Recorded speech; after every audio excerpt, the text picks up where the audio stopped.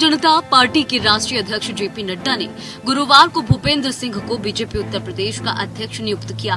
भूपेंद्र सिंह को पार्टी के शीर्ष नेतृत्व ने बुधवार को नई दिल्ली बुलाया था। इसके बाद से ही उनके इस पद पर आसीन होने की अटकलें तेज हो गयी। भूपेंद्र सिंह पश्चिमी उत्तर प्रदेश के साथ ही रुहेलखंड क्षेत्र की राजनीति में भी काफी सक्रिय हैं। इन्होंने 1989 में बीजेपी की सदस्यता ली थी और उसके बाद से ही पार्टी के सक्रिय कार्यकर्ता के तौर पर आगे बढ़ते रहे। धीर गंभीर स्वभाव के भूपेंद्र सिंह का विवादों से कोई नाता नहीं है।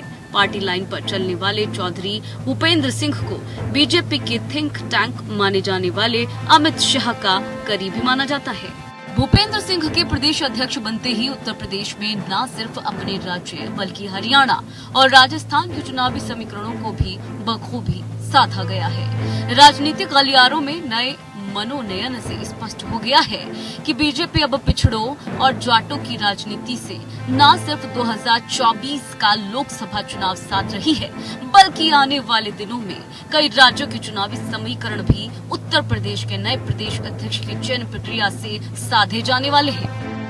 भूपेंद्र चौधरी जी का जो अनुभव रहा है वो पार्टी का वृहद रूप से पूरे क्षेत्र में काम करने का रहा है। निश्चित रूप से वो पार्टी के पश्चिम क्षेत्र से आते हैं, पश्चिम क्षेत्र के क्षेत्रीय अध्यक्ष भी वो रह चुके हैं। उनके अनुभवों का लाभ हमको पूरे प्रदेश में मिलेगा। सबसे ज्यादा भाजपा सरकार में उसी क्षेत्र के लोगों पर अत्याचार हुआ।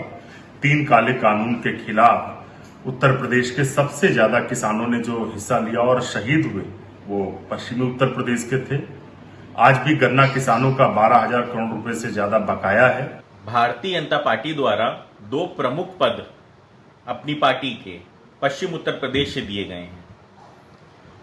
यह सिद्ध करता है कि भारतीय जनता पार्टी पश्चिम उत्तर प्रदेश में राष्ट्रीय लोकदल से डरी हुई है। राजनीतिक विश्लेषकों का मानना है कि पश्चिम में बड़े जाट नेता न सिर्फ उत्तर प्रदेश का पश्चिमी इलाका राजनीतिक रूप से बीजेपी के लिए मजबूत गढ़ बन पाएगा, बल्कि पूरे उत्तर प्रदेश के सभी क्षेत्र पिछड़ी जाति के प्रदेश अध्यक्ष बनाए जाने से राजनीतिक समीकरण साधे जाएंगे।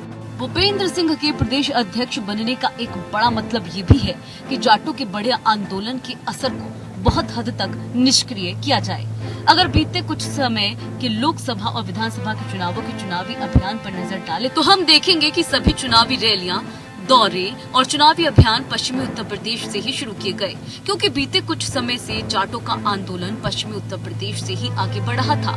ऐसे में जाट नेता, खास तौर से जमीनी जाट नेता को प्रदेश अध्यक्ष बनाने का फैसला बीजेपी के निश्चित तौर पर हित में माना जा रहा है। दरअसल बीजेपी ने जिस तरीके से उपराष्ट्रपति पद पर एक बड़े जाट कद्दावर नेता को अपना प्रत्याशी बनाया था, उसी से अंदाजा लगाया जाने लगा था कि बीजेपी आने वाले दिनों में जाट लैंड से निशाने लगाकर चुनावी राज्यों को साधने की तैयारी करेगी। नए प्रदेश अध्यक्ष से ये संदेश और स्पष्ट हो गया है। उत्तर प्रदेश की राजनीति में पूर्वांचल और मध्य प्रदेश का बड़ा राजनीतिक दखल माना जा रहा है, लेकिन बीजेपी सरकार में इस वक्त इन इलाकों का अच्छा खासा और मजबूत प्रतिनिधित्व है।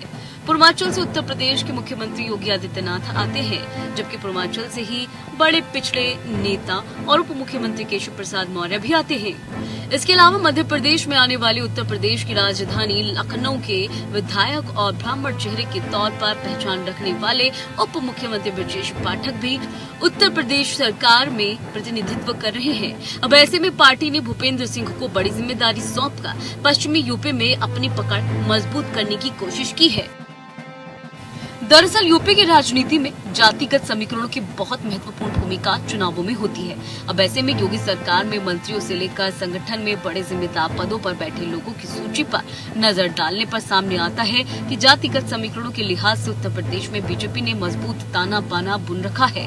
पार्टी ने लंबे समय से पश्चिमी उत्तर प्रदेश में अपनी नई राजनीतिक फसल को आगे बढ़ाने का काम किया है।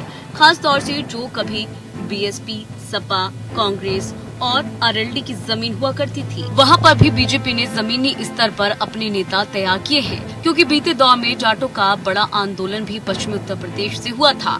अब ऐसे में पश्चिमी उत्तर प्रदेश में बड़े जाट नेता को प्रदेश अध्यक्ष बनाकर बहुत हद तक माहौल अपने पक्ष में करने का बड़ा प्रयास बीजेपी ने किया है। नए प्रदेश अध्यक्ष के माध्यम से बीजेपी ने न सिर्फ पश्चिमी उत्तर प्रदेश के जाटलैंड, पूरे उत्तर प्रदेश के बड़े पिछड़े समुदाय को भी इस माध्यम से जुड़ा है।